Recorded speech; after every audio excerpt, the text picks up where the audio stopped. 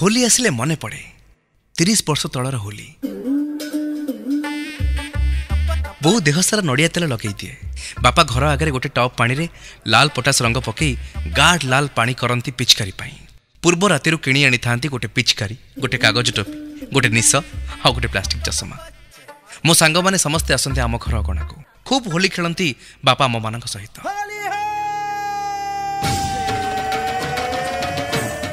बो पाटी करे, अरे केते ओदा करुच, मो छुआटार देह खराब हो। बापा कहती, अरे वर्ष को पूरा थरे होली आसीची, किछि हबनी। आज भी होली आसीची। बापा एथर भी टपटे पानी आनी पटास रंग पकई लाल पानी करुछंती।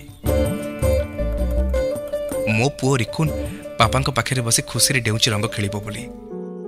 हठात मो स्त्री बाहर को आसी भिड़ी नहीं गला रिकुन को आ चिल्लै की कहिला, बापा आपणकर कोन टिके कॉमन सेंस नहीं, छोट छोट को रंग रे भिजौछंती त देह खराब हिजबो।